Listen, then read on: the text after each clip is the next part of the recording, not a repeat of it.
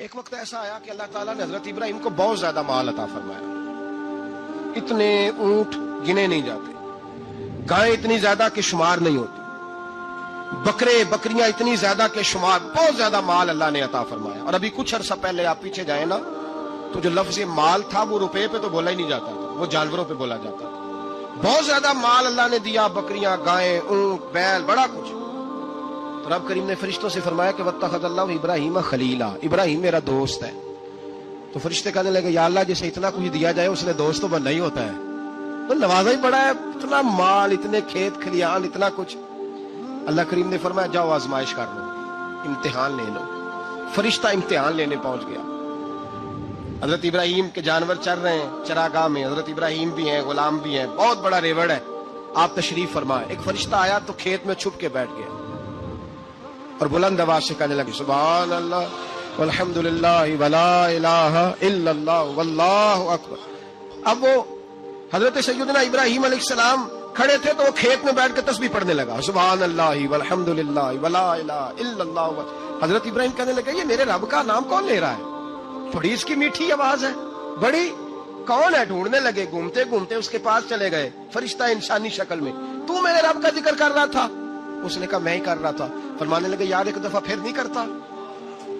تو کہنے لگا ابراہیم پہلے تو میں اپنی مرضی سے کر رہا تھا، تو کہتا ہے تو پیسے لگیں گے، پیسے ہے تو کر دیتا ہوں. حضرت ابراہیم کہنے لگے بول تو کیا لے گا؟ میرے اللہ کا ذکر سنانے کا کیا لے گا؟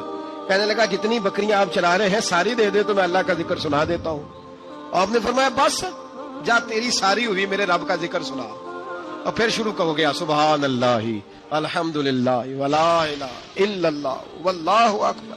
حضرت ابراہیم علیہ السلام کیف میں یار پھر ذرا سنا، نہ علما وچ پھسا سانو، تو یار دی گل سنا سانو، ذرا دوبارہ سنا. میں پھر سنایا، ایک دفعہ پھر کہا. فرشتہ کہنے لگا بس جی آپ کے پیسے پورے ہو گئے. حضرت ابراہیم کہنے لگے چل ایک دفعہ اور سنا. کہنے لگا پیسے لگیں گے. تو کیا لے گا؟ کہنے لگا گائیں بھینسیں ساری میری. فرمایا بس یار اتنی قیمت، تو سنا صحیح، سارا کچھ ہی تیرا. پھر شروع ہو گیا سبحان اللہ والحمدللہ ولا الہ الا اللہ واللہ اکبر. گائیں دے دی، بھینسیں دے دی، وہ ذکر سناتا ہے. حضرت ابراہیم کبھی مچلتے ہیں، کبھی روتے ہیں، کبھی آہیں بھرتے ہیں. تو میرے رب کا نام لے رہا ہے، ذرا پھر سے لے. کیف جاری ہے. کہنے لگا بس بھائی. حضرت ابراہیم فرمانے لگے تو اور لے لے جو لینا ہے، مجھے ذکر سنا. اس نے کہا ابراہیم بکریاں میں لے چکا، گائے بھینسیں میں لے چکا، اونٹ رہ گئے، سارے لے لوں گا پھر ذکر سناؤں گا. فرمایا کیا تیرا ہوا تو ذکر سناتا رہ، میں دیتا ہوں. دے دیا. کچھ دیر ذکر کیا تو اب خاموش ہو گیا. حضرت ابراہیم خلیل اللہ علیہ السلام فرمانے لگے ذکر سنا. کہنے لگا ابراہیم اب تیرے پاس دینے کو کیا ہے؟ ہر چیز تو میں لے چکا. آپ فرمانے لگے یہ گائے بھینسیں بکریاں چرانے کے لیے تجھے کوئی نوکر ملازم بھی تو چاہیے نا.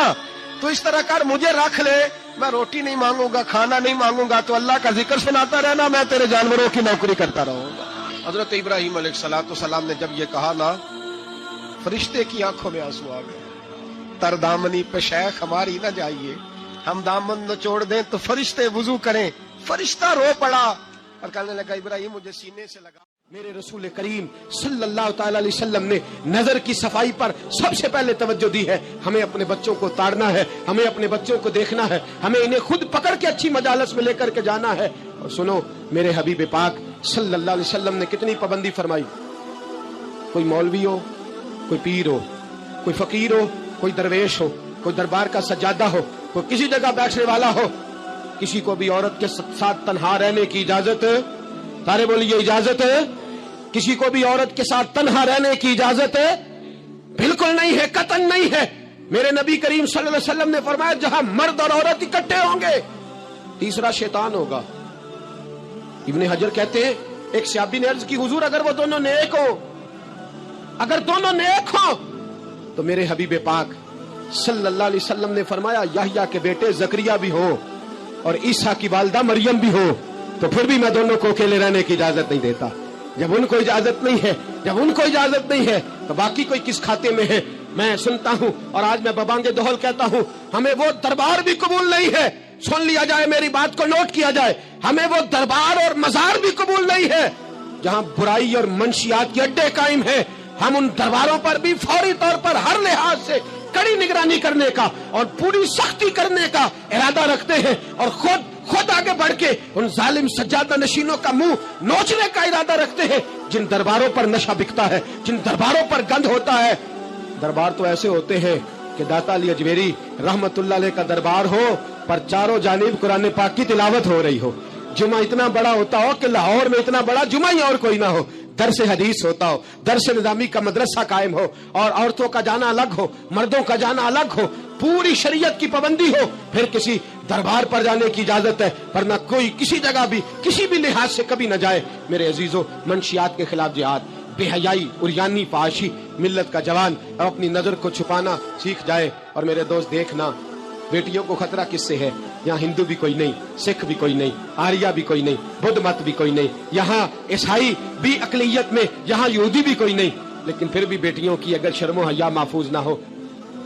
ये हदीस सुनाने लगा हूँ, हदीस है, हदीस रसूल है। जवान खास करके जरा मेरी बात पे तवज्जो करें और बुजुर्ग खास कर तवज्जो करें जिन्होंने तरबियत करनी है। सुने, हुजूर की बारगाह में एक नौजवान आया है, ये संगमील है हदीस, इसको याद रखना। अर्ज की हुजूर मैं सारे गुनाह छोड़ सकता हूँ, जिना नहीं छोड़ता। हुजूर मुझे जिना की इजाजत होनी चाहिए। मेरे हबीब ने तब की दी, बिठा लिया। मैं कहता हूँ हुजूर ने गुनाहगारों को मुआशरे से काटा नहीं, उनकी तरबियत फरमाई है, उनकी तरबियत फरमाई है, उनको करीब फरमाया। मेरे हबीब करीम सल्लल्लाहु अलैहि वसल्लम ने फरमाया इधर आप बैठ जा, बैठ गए। हुजूर ने फरमाया तू पसंद करता है तेरी माँ के साथ कोई बदकारी करे? हुजूर नहीं। फरमाया तू पसंद करता है तेरी बेटी के साथ कोई बदकारी करे? या रसूलल्लाह मैं आंखें निकाल दूंगा। हुजूर ने फरमाया तू पसंद करता है तेरी बहन के साथ? हुजूर मैं काट डालूंगा वो हाथ जो मेरी बहन की तरफ उठेंगे। फरमाया तू पसंद करता है कि तेरी खाला फुफी ममानी की तरफ कोई ऐसी हरकत करे? हुजूर मैं काट के रख दूंगा उन लोगों को जो बात भी करेंगे। मेरे हबीब ने फरमाया अच्छा, जिसके साथ तू बदकारी की इजाजत मांग रहा है वो किसी की मां नहीं लगती, वो किसी की बहन नहीं लगती, और किसी की बेटी नहीं होगी? याद रखे, मुल्ला जलालुद्दीन रूमी 1, इमाम गजाली 2, आला हजरत फाजले बरेलवी 3। बुजुर्ग मुतफिका तौर पर लिखते हैं, फरमाते हैं जो गंद के साथ दूसरे घर में ताड़ता है वो अपने घर की खैर मना ले, जो गंदी नजर दूसरों पर रखता है वो अपने घर की खैर मना ले। इसलिए कि जो जुर्म वो किसी के खाते में डालेगा वो सजा बन के उसके घर की तरफ लौटा दिया जाएगा, जो बदकारी वो किसी के खाते में डालेगा वो सजा बन के अल्लाह उसके घर की तरफ लौटा देगा। अगर अपने घर को पाक रखना चाहते हो तो दूसरों की तरफ पाक नजर रखनी शुरू कर दो। अगर चाहते हो कि तेरा घर बे अजीब मामला है ना, बेटे को तो पसंद की शादी की इजाजत है तो बेटी को इजाजत क्यों नहीं? अगर तेरा बेटा पसंद की शादी करेगा तो याद रखना फिर जब किसी की बेटी ये लफ्ज बोलती है फिर इज्जतों के जनाजे निकलते हैं, फिर उरियानी फहाशी का जो है वो कलक लगता है माथे पर। फिर याद रखना चारों जानिब से रुसवाइयां तेरा नसीबा होती है।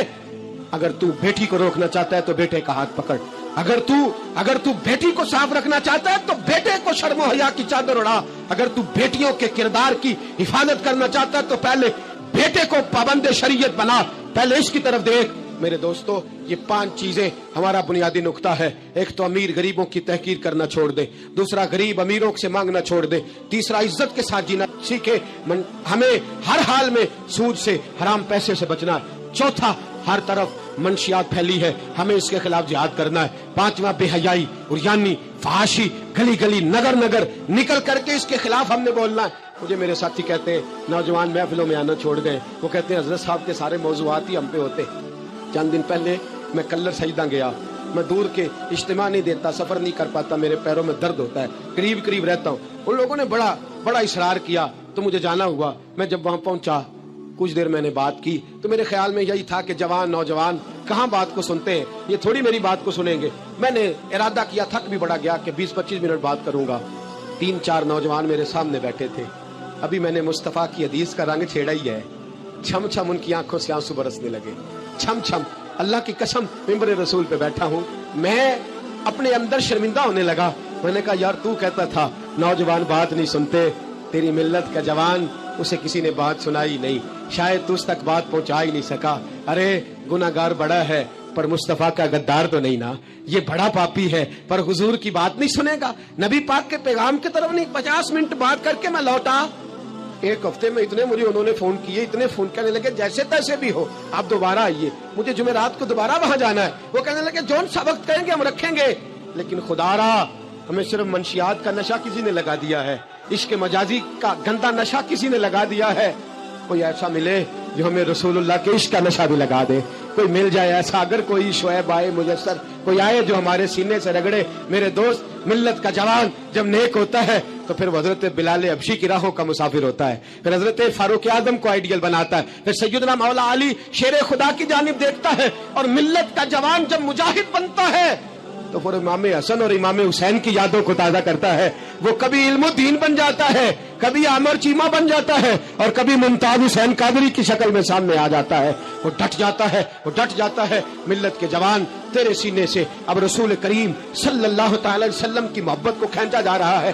تجھے واپس آنا ہے، اپنے سینے کو بیدار کرنا ہے، اور تجھے عالم کفر کو بتانا ہے کہ شراب پینے والا ہی صرف تمہیں دیکھا ہے، تم نے کبھی درود پڑھنے والا نوجوان بھی دیکھنا چاہیے۔ تم نے عورت کو ساری رات فون کرنے والے جوان کی داستانیں تو سنی ہے، اب ہم تجھے وہ والا جوان سناتے ہیں جو ساری رات مصطفیٰ کی نعتیں سن کے۔ اگر آپ کو ویڈیو پسند آئی ہو تو لائک اور شیئر ضرور کریں، کمنٹ میں اپنی رائے ضرور دیں، اور اگر آپ بھی ویڈیو کو پسند کرتے ہیں تو سبحان اللہ لکھنا نہ بھولیں۔ مزید ایسی ویڈیو کے لیے چینل کو سبسکرائب کریں اور بیل آئیکن کو دبا دیں۔ شکریہ۔